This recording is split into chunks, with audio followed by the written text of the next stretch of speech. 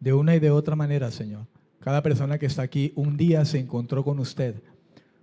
Unos de una manera, otros de otra.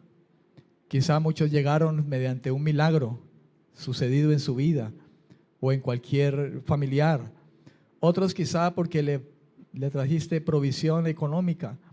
Otros porque oyeron directamente, Señor, acerca del arrepentimiento y de tu muerte. De alguna manera o de otra, muchos llegaron, Señor. Así como aquel que tenía esa enfermedad de la lepra, Señor, y llegó a ti por medio de ese milagro. Como muchos otros que llegaron a través de milagros, otros por tu palabra. Y dijiste un día, inclusive, si no creen en las palabras, crean por las cosas, por los milagros que suceden. Y ciertamente muchos han llegado de muchas maneras, Señor, y han sido perfeccionados, fortalecidos, afirmados, establecidos por su gracia. Señor, te pido hoy, Padre, que sea tu palabra orando en el corazón de las personas que están aquí. Rompe cadenas, Señor. Quebranta y destruye argumentos mentales, porque tu palabra es como aquella espada filosa, Señor, que penetra hasta partir el alma y el espíritu. Te suplico que hoy tu palabra, como espada de dos filos, penetre hasta lo profundo de la mente y el corazón de cada hombre y mujer que está aquí. Y que esa espada rompa las cadenas, las cuerdas, los lazos mentales, Dios. Y que pueda venir tu palabra, Señor, para reinar en el corazón de cada persona que está aquí, de cada alma. Porque es su palabra, son sus consejos. En Cristo Jesús te lo pedimos, Señor. Amén. Amén y amén. Gloria al Señor. Amén, amén. Gloria a Dios. Ok, voy a continuar con el tema, el principal propósito de Dios con el hombre. La parte número 2 hoy. El principal propósito de Dios con el hombre. Y si usted está escribiendo, está tomando notas, quiero que escriba allí Efesios capítulo 4, versículos 22 al 24. Yo ya comencé con la primera parte de este mensaje y estoy prácticamente tocando palabras introductorias, porque debo desarrollar unos puntos que tengo aquí escritos en este mensaje. Así que si usted estaba escribiendo, le pido que escriba este versículo también, Efesios 4 del 22 al 24, y se ubique en su Biblia para que lo leamos y podamos ver a través de esta escritura las cosas especiales, hermano, que Dios ha hecho en la vida de nosotros como hombres y mujeres escogidos por Él, y lo que Dios tiene planeado también para muchas personas allá afuera que quizá no sepan que están dentro de este plan de Dios. Y digo que quizá no sepan por el hecho mismo de que si hoy estamos aquí, hace unos años atrás no teníamos ni idea de que íbamos a estar siguiendo este evangelio. No teníamos ni idea de que un día escucharíamos el mensaje y lo íbamos a creer, y la gracia de Dios nos iba a alcanzar y nos iba a colocar en el lugar donde nos ha colocado. Y que Él estaría trabajando con nosotros, cumpliendo sus propósitos, haciendo sus propósitos en nosotros. Entonces, Efesios 4, del 22 al 24, dice la escritura, el apóstol Pablo hablando a la iglesia que estaba en Éfeso, dice: en cuanto a la pasada manera de vivir, despojaos del viejo hombre que está corrompido por los deseos engañosos. Renovaos en el espíritu de vuestra mente y vestíos del nuevo hombre creado según Dios en la justicia y la santidad de la verdad. Amén, amén y amén. ¿Cuántos dicen amén? Gloria a Dios. Había comenzado en la semana pasada a tocar algo acerca de este versículo y les pronunciaba a ustedes que la Escritura dice que todos los creyentes, verdaderos creyentes, hemos sido revestidos de Cristo. Y la Escritura lo habla aquí, el apóstol Pablo lo habla aquí a través de los Efesios, pero también hay otros lugares en la Escritura y otras iglesias a las que Pablo refirió esta verdad. Por ejemplo, Gálatas 3:27, Romanos 13:14, si usted lo puede copiar allí para que lo tenga en cuenta. Gálatas 3:27, Romanos 13:14, son también escrituras que refieren el hecho de que los creyentes hemos sido revestidos de Cristo. Y así del hombre nuevo, pasando a ser partícipe de una existencia totalmente nueva. Escúcheme, mi amado, porque a veces pasamos por alto cosas como estas para simplemente vivir una vida cristiana costumbrista, tradicionalista, enseñada simplemente quizá a ver milagros, prodigios, y gloria a Dios por las señales. Pero ¿cuánta gente no quedará viendo simplemente señales, haciendo señales y sin ni siquiera haber convertido su corazón? Jesús dijo que un día muchos se acercarían diciendo: en tu nombre echamos fuera demonios, hicimos milagros, y el Señor le dice: no los conozco a ustedes, no los conozco. Amado, los milagros y las señales las hace Dios. Nosotros somos los vasos y los instrumentos para ello. Y si Dios te usa haciendo milagros, levantando muertos y haciendo lo que Dios quiere hacer a través de tu vida, glorifico a Dios y lo hace contigo. Quizá conmigo no lo haga, mas no ando detrás de eso, porque no debiera andar detrás de eso, porque la Biblia dice que a los que creen esas cosas les siguen. De modo que si yo creo y en algún momento yo puedo orar por alguien guiado por el Espíritu de Dios, pues las maravillas pueden suceder. De hecho, lo he hecho muchas veces. He orado por gente, hermano, y yo mismo he quedado sorprendido de lo que Dios ha hecho. Pero no ando corriendo detrás de eso. Es más importante que Dios haga un milagro en el alma de una persona y se vaya al cielo, a que Dios haga un milagro en una persona quitándole un cáncer terminal, pero que después de hacer el milagro esa persona sigue en su pecado y se muere y se vaya al infierno.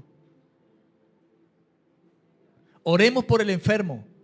Roguemos a Dios que haga milagros, pero roguemos a Dios que el primer milagro que haga es el milagro que ha hecho de poder salvar un alma y quitar el pecado que solamente Él quita. Como dijo un día aquel gran profeta: este es el Cordero de Dios que quita el pecado del mundo, porque su sangre fue derramada para quitar el pecado.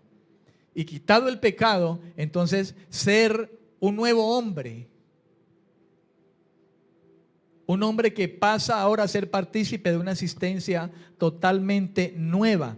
No porque nosotros tratemos de hacerlo, aunque la Biblia nos dice que busquemos la santidad y que participemos de ella cada día y que nos apartemos del pecado. Aunque lo dice, no es porque dependa de nosotros, sino porque Dios hace una obra nueva en nosotros. Y si antes pecábamos, ahora no lo queremos hacer, no nos nace hacerlo. Y si lo hiciéramos, hay un corazón que se arrepiente y duele en su corazón ofender a Dios de cualquier manera, de palabra, de obra, de pensamiento, porque es una nueva persona y el propósito de Dios se está cumpliendo en él. Lo nuevo de esta existencia lo expresa Pablo mediante una palabra en el griego que define nuevo, la palabra nuevo, como kainos, con K, kainos. Y esa palabra nuevo que Pablo habla ahí en esos versículos que leímos ahora, mi amado hermano, esa palabra que usa ahí, nuevo, nuevo hombre, kainos, habla de una calidad nueva y mejor. ¿Comprende? Una calidad nueva y mejor. ¿Calidad de qué? De hombre, de ser humano, nuevo y mejor, porque el pecado distorsionó, dañó La Biblia habla del hombre viejo y ese es lo opuesto a kainos, que significa nuevo. En el griego originalmente lo que quiere decir una nueva calidad de hombre y un mejor hombre, opuesto al viejo hombre, como dice en el versículo 22. En cuanto a la pasada manera de vivir, despójense del viejo hombre. ¿Y por qué lo llama viejo hombre? Porque es el hombre que está corrompido por los deseos engañosos, o sea, por el pecado. Ahora bien, para la frase que también el apóstol Pablo nombra ahí en el versículo 24, que dice creado según Dios, Pablo, dentro de las palabras que ha hablado a esa iglesia que estaba en Éfeso y en muchos otros lugares de la escritura, Pablo habla de un nuevo hombre creado según Dios. Cuando Pablo habla de esta manera, sin duda Pablo estaba pensando en Génesis con respecto a la creación. Recuerde que Pablo, cuando Pablo predicó este evangelio, hermano, los evangelios no estaban escritos, las cartas no estaban escritas.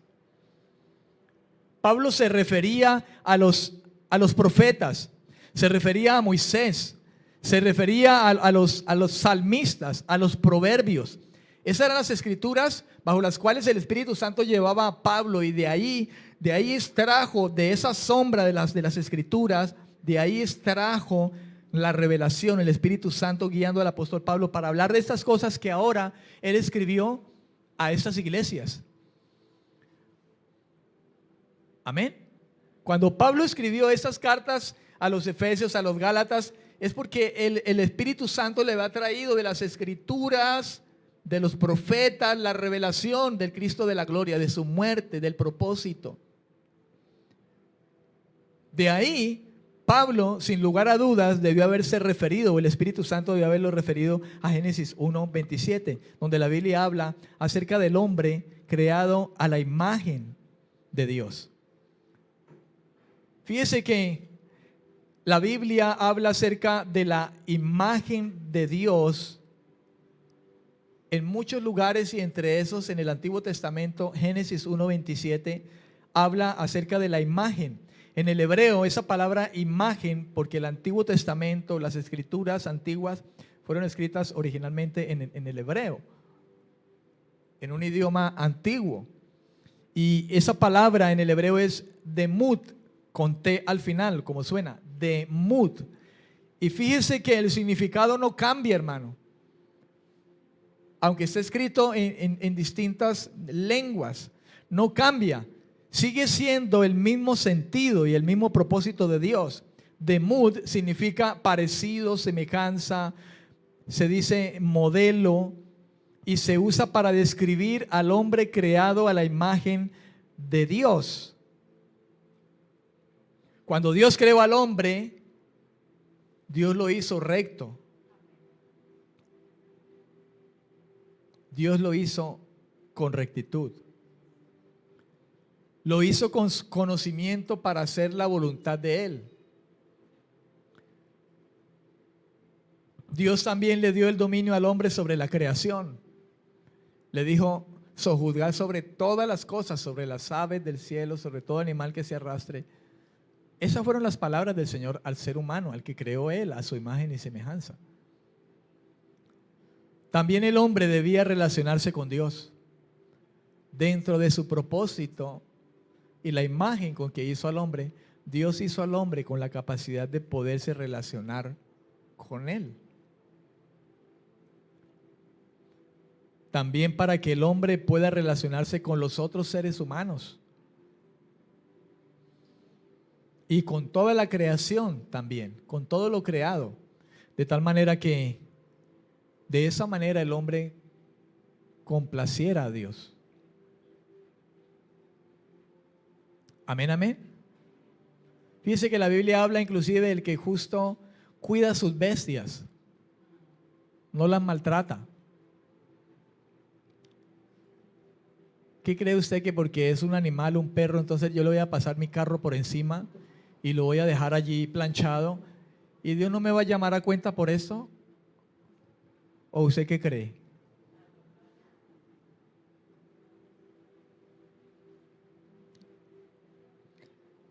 Dios puso al hombre como responsable de la creación. Le dijo: sojuzgar sobre todo lo que he hecho. Trabájalo, cuídalo.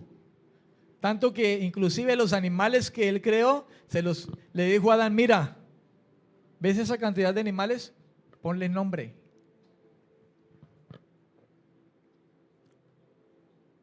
Hermano, no es cualquier cosita la responsabilidad que Dios nos ha dado a los seres humanos y a lo que Dios nos va a llamar para llamarnos a cuenta de lo que menos piensa el ser humano. Él nos hizo rectos, nos hizo con conocimiento para hacer su voluntad, nos dio el dominio como hombres sobre la creación, también nos dio la capacidad de relacionarnos con Él, de relacionarnos con los otros seres humanos y con la creación, de tal manera que de esa forma nosotros complazcamos a Dios. Ahora bien, el versículo 24 termina diciendo: creados según Dios en la justicia y la santidad de la verdad. Escuche, creados según Dios en la justicia y la santidad de la verdad. Y note que esta creación que está hablando es la creación que viene del hecho de que Dios salve al ser humano.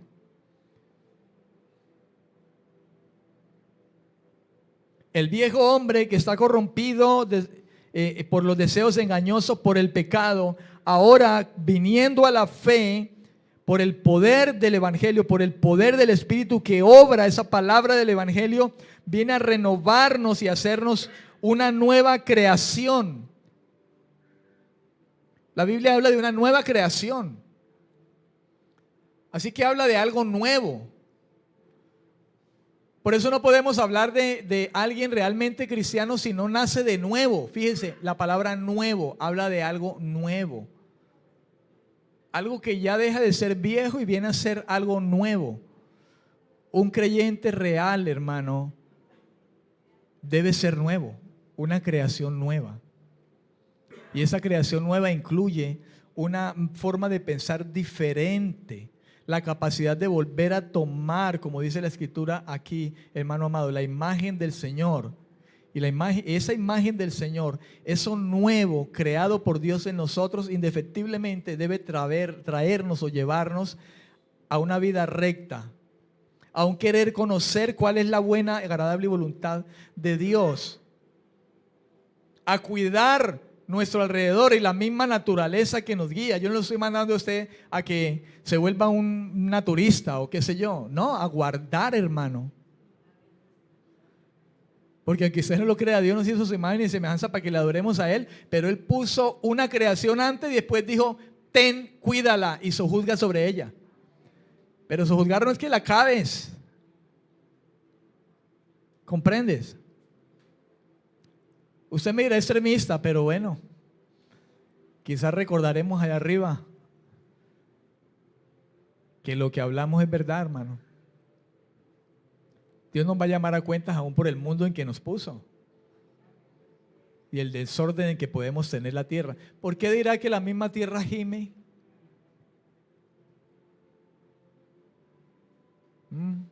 ¿Por qué cree usted que dirá que aún la misma tierra?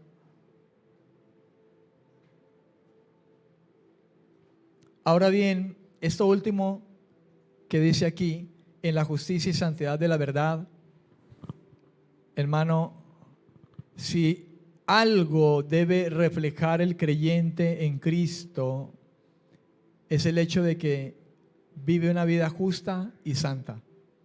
Un verdadero creyente vive justicia y santidad. Y esto no es asunto o cuestión, hermano, de falsas apariencias, sino de autenticidad. Dios, cuando hace nacer de nuevo a una persona, cuando la crea de nuevo, lo haces en la justicia y la verdad. Y quiere decir que esa persona no va a seguir pecando, no va a seguir a la deriva. Cuando Dios hace una persona nueva, crea un nuevo hombre, hermano, indefectiblemente lo que se espera o el resultado de la vida de esa persona es una vida ahora justa, una vida santa. Se crea en esa persona nueva la necesidad de hacerlo. Y la frase de la verdad significa que es una manera de hablar, o es una manera de hablar con la que se caracteriza estas dos virtudes. Son en verdad, son justicia verdadera y es una santidad verdadera. No es una santidad de afuera, como el Señor le dijo a muchos en aquel tiempo, que se veían muy santos por fuera, pero por dentro estaban en pecado. Y la comparación del Señor fue fuerte cuando le señaló unos sepulcros que pintaban muy bonito de blanco y le dijo: así son ustedes, su justicia y su santidad son aparentes, por fuera se ven muy bonitos, pero por dentro no es auténtica. Yo no sé con qué te identificas, hermano, con qué nos podemos nosotros identificar dentro de lo que la palabra del Señor nos enseña a nosotros con respecto de esto. Amén, amén. Efesios 4, 22, voy a mirarlo en la traducción al lenguaje actual, por ejemplo, dice Efesios 4, 22 al 24, por eso ya no vivan ni se conduzcan como antes, cuando los malos deseos dirigían su manera de vivir. Ustedes deben cambiar completamente su manera de pensar y ser honestos y santos de verdad, como corresponde a personas que Dios ha vuelto a crear para ser como Él. Amén, amén. Para ser como Él. Ahora bien, estamos hablando de propósito. ¿Cuál es el principal propósito de Dios con el hombre? Y hablábamos de que la gente tiene diferentes maneras de pensar con respecto a esa palabra propósito. Hay dos definiciones, hay dos palabras que comúnmente escuchamos nosotros en la boca, en los labios de muchas personas. Una de esas palabras es la palabra meta. Una meta. ¿Qué es una meta? Una meta es algo que yo quiero alcanzar. Esa es una meta. Yo me trazo metas. Y una meta es algo que yo quiero alcanzar. Y una meta tiene que ver con el qué. Tiene que ver con esa palabra, con el qué. ¿Qué quiero alcanzar, por ejemplo? Pero hay otra palabra y es la que nos concierne, la palabra propósito. ¿Qué es un propósito? Y un propósito se define como algo que tiene que ver con el por qué y el para qué. Una meta tiene que ver con el qué, pero un propósito es algo que tiene que ver con el por qué y con el para qué. Y eso está más relacionado con lo que Dios quiere realmente con nosotros los seres humanos. Está relacionado con el por qué y para qué. ¿Por qué quiero hacer lo que voy a hacer? Al final aún, después de que los seres humanos, los hombres, alcanzan alguna cosa o alcanzamos alguna cosa, los hombres normalmente nos tornamos aún vacíos, hermano. ¿Sabe? Vacíos. Porque nunca encontraron el porqué. Muchos van tras metas. ¿El qué? ¿Qué quieren? Y usted sabe que una de las metas principales que los seres humanos hoy podemos tener es tener dinero, mucho dinero. Tener el negocio y que el negocio prospere y tener mucho dinero. Y ahí es donde entra el Señor. A que por lo menos los hijos de Dios que hacían eso, el Señor los retiene y les da simplemente lo que necesitan, porque sabe Dios que el día que les dé mucho, quizás se olviden de Él. Si tienes un negocio y llega el Señor a reventarte ese negocio, tanto que abres en un lugar y en otro un negocio de lo mismo, en un lugar, en otro, en otra ciudad, te llenas tanto dinero que quizás si realmente tú no te has convertido, Tu Dios de ahora en adelante va a ser tu negocio y los dineros que recoges. Y quizás si tienes un negocio, Dios te lleva suave.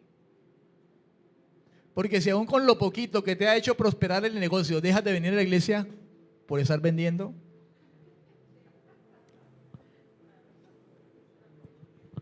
Perdónenme los que tienen negocio, ¿no?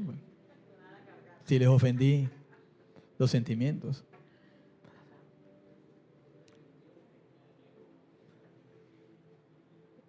Lo tenaz de esto es que a veces teniendo negocios y estando muy ocupados en ventas y eso, no obstante sacamos tiempo para muchas otras cosas, pero si se trata de buscar el tiempo para ir a congregarme y edificar mi vida, no lo hacemos. Qué tremendo que somos los seres humanos. No es que el negocio no me da tiempo, pastor, pero sí tiene tiempo para irse por allá, para Santa Marta, Barranquilla y Cartagena. O el tiempo para ir para allá, para Pance, toda la mañana. Yo le he dicho a muchos, ¿quiere ir a Pance, hermano? Venga primero al culto y luego ahí se pone el pinche de pantaloneta y se va a bañar. Pero primero busque a Dios. Que un domingo, de pronto, no sé, un paseo familiar o algo, o sea, por eso no nos va a condenar Dios. Yo no sé cuánto me habrán condenado de pronto los últimos domingos que salí por allá y me fui de paseo después de tanto tiempo. Porque en lo que concierne a mí, pues por lo general estudio el domingo aquí, pero me he ido un fin de semana como 2 veces creo y no sé cuántos de pronto hasta me han... Mírelo como predica y se fue el domingo.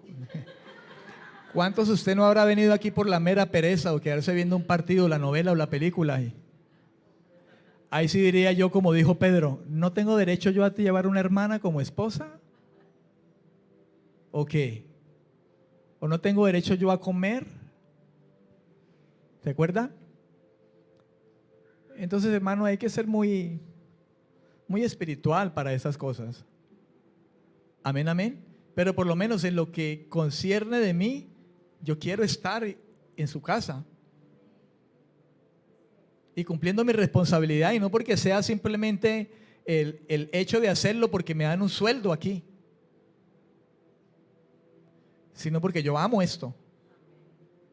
Yo amo estudiar este libro y encontrar las verdades de Dios y me gozo de ello. Como cantábamos ahora en esa canción acerca de la palabra del Señor.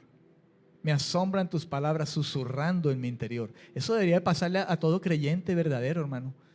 Que nos asombren sus palabras y sean cuales sean esas palabras. Quizás sean palabras que nos exhortan a disciplina, que nos susurren en el interior y nos asombren y nos alegren esas palabras.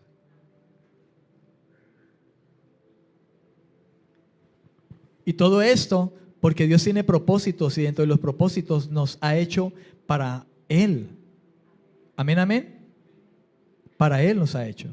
La Biblia deja muy claro dentro del propósito principal o real que Dios tiene para el hombre, mi hermano amado, es que Dios creó al hombre y lo creó para su gloria. Isaías 43:7, desde los profetas ya nosotros estábamos escuchando eso. Isaías 43:7 dice, a todos los llamados de mi nombre, que para gloria mía los he creado, los formé y los hice. Y a su nombre. Y ciertamente la palabra de Dios aquí, el profeta, Dios hablando a través del profeta, inclusive está hablando de traer de nuevo a aquellos que han sido esparcidos, aquellos sobre los cuales vino principalmente el Señor en este tiempo, Israel, esa nación específicamente. Y dice el Señor en el contexto de ese versículo 7, dice, porque a mis ojos eres de gran estima, versículo 4, eres honorable y yo te he amado. Daré pues hombres a cambio de ti y naciones a cambio de tu vida. No temas. Y Dios está hablando aquí, hermano, a un pueblo escogido. Dice, porque yo estoy contigo. Del oriente traeré a tu descendencia y del occidente te recogeré. Y diré al norte, da acá, y al sur, no me los retengas. Trae de lejos a mis hijos y a mis hijas de los confines de la tierra, a todos los llamados, escuche, llamados. ¿Cuántos han sido llamados por el Señor? A todos los llamados de mi nombre, que para gloria mía los he creado, los formé y los hice. Dios no nos creó para gloria propia, hermano, ni para que nos gloriemos nosotros en sí mismos. Dios lo llamó a usted y a mí para la gloria de Él. De hecho, en Efesios capítulo 1, la Biblia dice que nos hizo para alabanza de su nombre, para alabanza de su gloria. El ser humano, hombre y mujer, fue creado para darle gloria a su creador, hermano, para mirar hacia lo alto y decir: bendito sea tu nombre, Jehová de los ejércitos. Bendito seas tú, Señor y Dios, por ese alimento. Bendito Dios por este matrimonio, por esta esposa.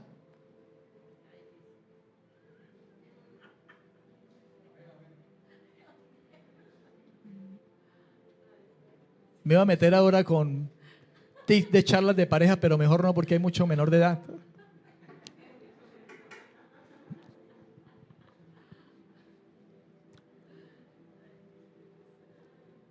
Pero aún el sexo es santo, puro y limpio.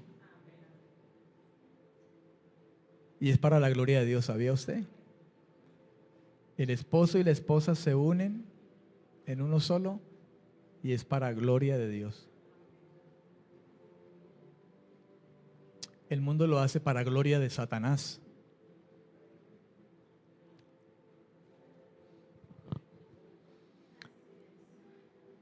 Algo que podríamos asegurar como veraz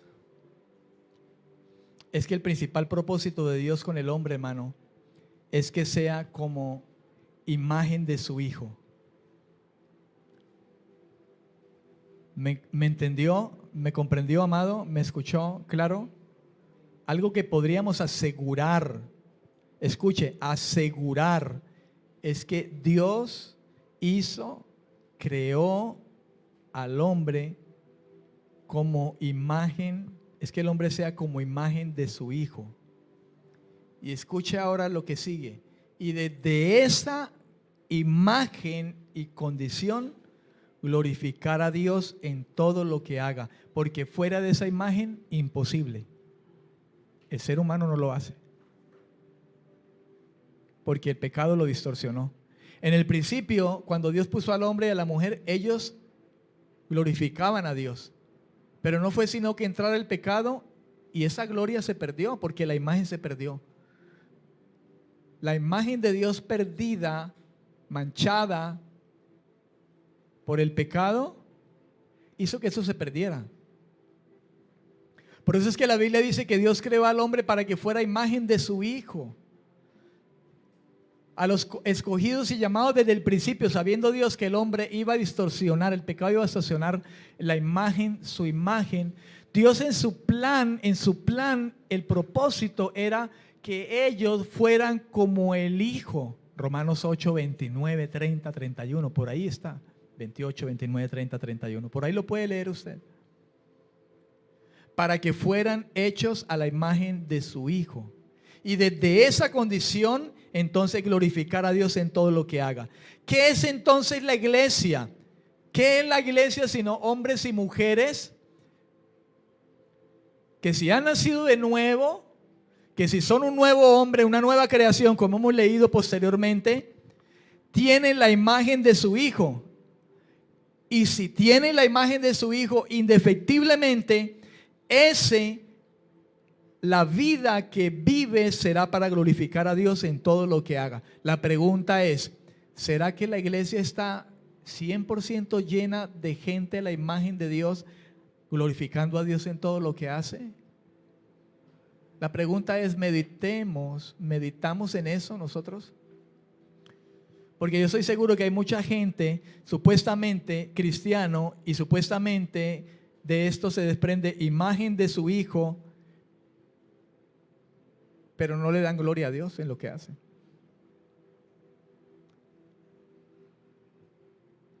Su ministerio es su propia gloria y lo hacen para su propia gloria. Predican para su propia gloria, para el aplauso, el reconocimiento y la fama.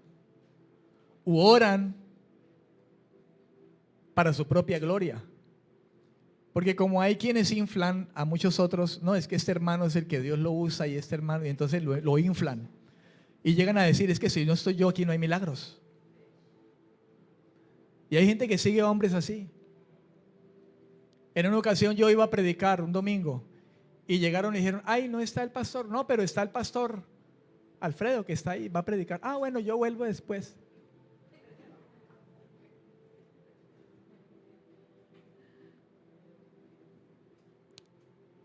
Y ese día Dios habló a muchos y crujieron los dientes. Y ya fueron después diciendo que estaba predicando herejías. Porque les dije arrepiéntanse y conviértanse. Porque de eso trataba el mensaje. De que si somos hijos del santo, debemos de ser santos. Y no porque yo me las pique muy santurrón, porque todavía soy perdonado, hermano. Pero por lo menos la imagen del Señor va aclarando cada día un poquito más. Y va aclarando. Ya me veo un poco menos empañado, hermano.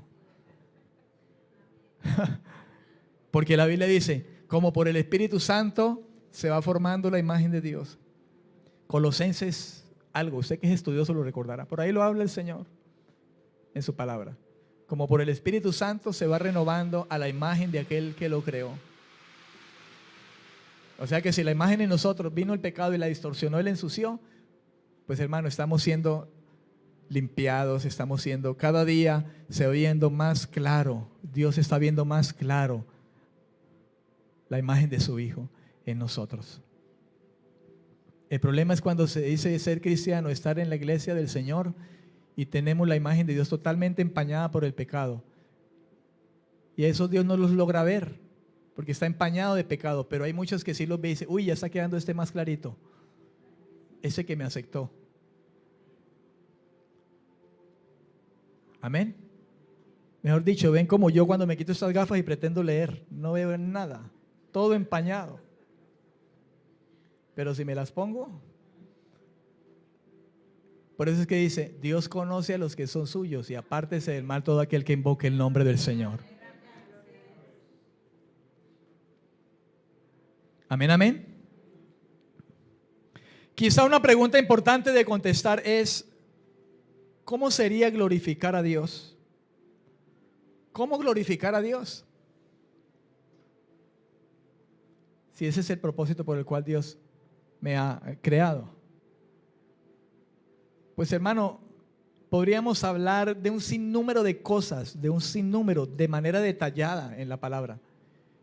Y de hecho, como usted es un hijo de Dios, y usted tiene el Espíritu Santo, el querer como el hacer de su buena voluntad está en usted, y Dios lo ha escogido con propósitos, pues usted será impulsado por el mismo Espíritu de Dios quizá a indagar de estas cosas, así como los cristianos de Berea, que iban a las Escrituras para ver qué más decía acerca de lo que había hablado aquel apóstol. Y ellos se encontraban en el camino, el Espíritu Santo les iba mostrando, les iba revelando, trayendo al conocimiento todas esas cosas que Dios tiene para sus hijos. Inquiétese de alguna manera y no se quede simplemente quizá con el mensaje que yo pueda traer aquí. Cuando usted puede ir allá y poder sacar mucho más provecho, ir mucho más allá y poder descubrir las verdades de Dios que ciertamente están a merced de parte de Dios a todo aquel que ha sido tomado hijo, como hijo y con propósito. Hágalo. Número 1. ¿Cómo sería glorificar a Dios? Número 1, reconociendo quién es Dios y alabarlo y adorarlo por eso, por lo que es Él. ¿Quién es Dios? Algunos no dicen quién es Dios, sino qué tiene Dios para darme.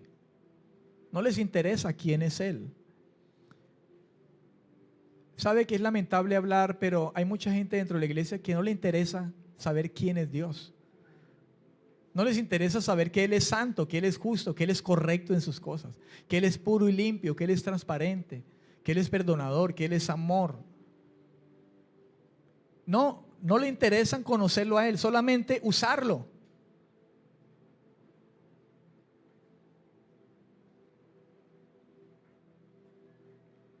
Solamente usarlo. No les interesa conocerlo. La pregunta es, ¿nos interesamos nosotros?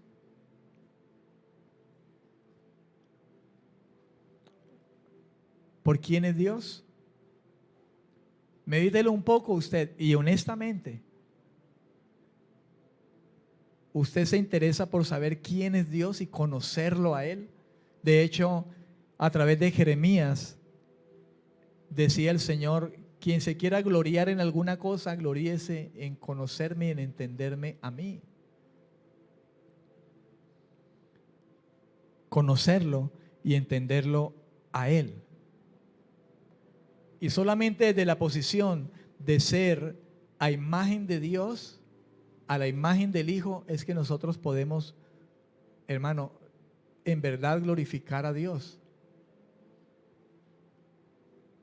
Pero debemos partir del hecho de reconocer quién es Dios.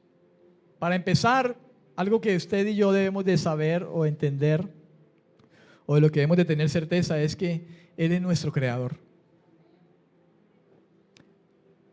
Pastor, ya lo sabía, pero parece que algunos no lo hacen, no lo saben.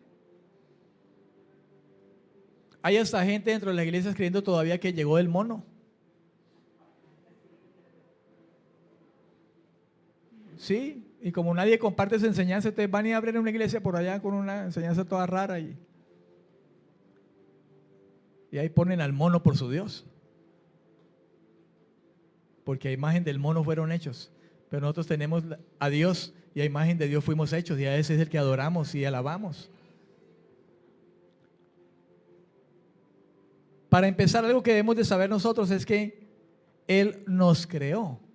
Él nos hizo y no nosotros a nosotros mismos. Fuimos creados y hechos a la imagen de Él, de Dios.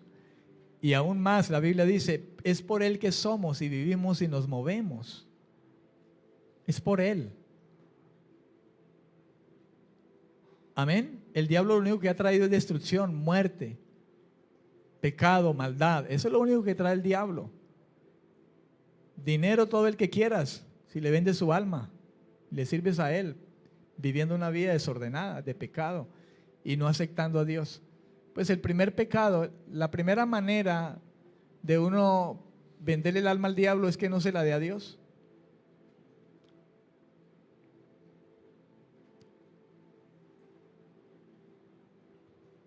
¿Ha escuchado usted de gente que dice le vendió el alma al diablo y hacen pacto? Pero hay gente que sin hacerlo, ya su alma le pertenece al diablo, está vendida al diablo por el pecado.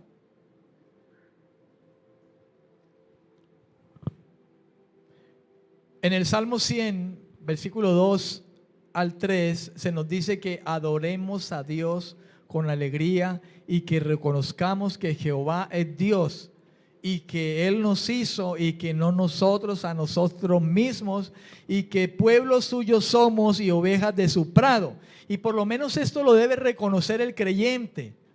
Esta es una palabra dicha a Israel. Y se le decía, miren, nosotros somos de Jehová, somos su pueblo, Él nos escogió, Él nos llamó, Él nos sacó de Egipto, somos ovejas de su prado. Pero hoy lo debe entender todo aquel que es iglesia, judío o griego, quien sea.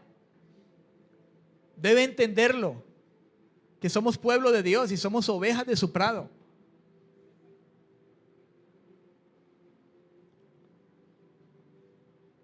Y a su nombre. Pueblo suyo somos y ovejas de su prado. ¿Cuántos son ovejas del Señor? Somos ovejas, ¿no? No abejas. Porque algunos son abejas. Pretenden ser abejas con Dios, ¿no? Cantad alegres a Dios, Elohim. El término usado para designar al Dios supremo, para designar al único Dios verdadero. Al único Dios verdadero, Jehová el Señor. Y dice, Él nos hizo. Él nos formó. Su significado primario es hacer. Él nos hizo, Él nos formó. Y frecuentemente esta palabra comunica la noción central de hacer una actividad con un propósito distinto, una obligación moral o una meta. Así que si dice que Él nos hizo, el hebreo ashab, A-S-H-A-H, de esa palabra viene esa palabra nos hizo o el hacer. Esa palabra incluye, hermano, propósito. Dios no nos hizo por hacernos. El hacer de Dios llevaba propósito, llevaba obligación moral y un por qué y para qué. Un por qué y para qué. Y la frase y no nosotros a nosotros mismos sugiere que no somos producto de un origen de evolución sin sentido, sino que somos producto de su creación y que le pertenecemos a Él. Somos de Él. Vamos a dejar allí. Amén. Póngase sobre sus pies, por favor.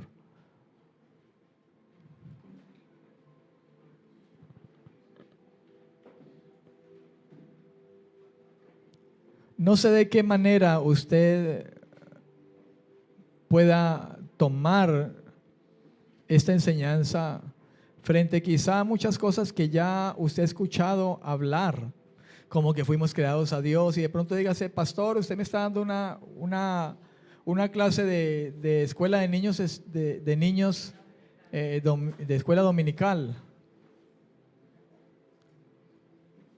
Pero créalo que a veces quizá un niño de esos comprende más que los viejos que nos sentamos aquí, que fuimos creados a imagen de Dios para darle gloria a Él en todo lo que hagamos y somos.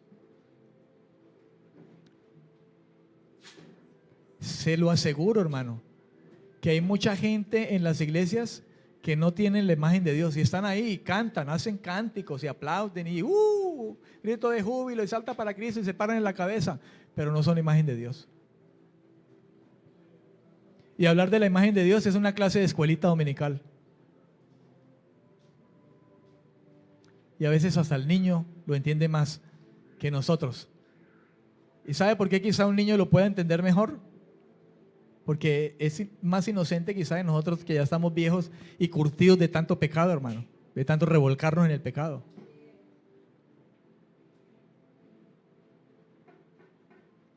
De ahí lo importante que dice la Escritura, que aún al niño desde pequeño edúcalo en su camino, para que aun cuando fuere viejo no se aparte de su camino. ¿Por qué cree que el mundo, hermano, está colocando aún los dibujos animados que ven los niños y ya están colocando cosas serias allí? Porque el niño chiquito ve eso y él es una esponja y va a crecer con eso arraigado aquí. Nosotros los hijos de Dios a veces no entendemos y no cogemos a nuestros pequeños y de chiquitos le enseñamos la palabra de verdad. Se lo dejamos al mundo y al televisor, que ya coloca hasta pornografía infantil con muñequitos. Y somos tontos. De razón la Biblia dice que los hijos de las tinieblas son más sagaces que los de la luz.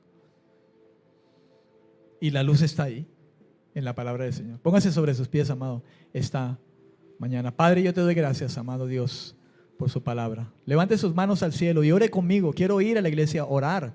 Si le ha bendecido esta palabra hoy, dígale, Señor, amén a tu palabra. Y ayúdame a entender y comprender mucho más esto, Señor. ¿Quién soy? ¿Y para qué me llamaste? Lléname, Señor. Y ayúdame a ser conforme a tu propósito. Hazme ser cual tu propósito, Señor. Señor, bendice esta casa, bendice esta iglesia. Y somos la iglesia, Señor. Bendice cada hermano que está aquí en el deseo y el anhelo de su corazón, Dios. Señor, por favor, te lo ruego. Establece esta iglesia, perfecciona esta iglesia, firma esta iglesia. En el nombre de Jesucristo. Señor, renueva la mente y el corazón de cada persona, cada mujer que está aquí, cada esposa, esposo, madre, hijo. Que no seamos gente que simplemente corre, viene y va. Religiosamente, Señor, que hagamos un alto en el camino, que te pongamos a ti primero, antes que cualquier cosa y cualquier persona. Es así, hermano. Dios antes que cualquier persona. Y te lo digo, antes que esposa y esposo, antes que hijos, padres y madres, primero Dios. Y si tienes primero a Dios, tú sabrás darle lugar a tu esposa, a tu esposo, tus hijos, tu padre y tu madre. Porque si no le das el lugar a ellos, también Dios te demandará. Pero entienda que hay un orden. No le das el lugar primero a tu esposa, esposo, hijos, hija, madre, padre. Porque desechas a Dios. Y en realidad, aunque pretendes darle el primer lugar a ellas, a esas personas, en realidad no se las estás dando. Pero si le das el primer lugar a Dios, Dios te enseñará a tener en buen lugar a los tuyos. No es al revés.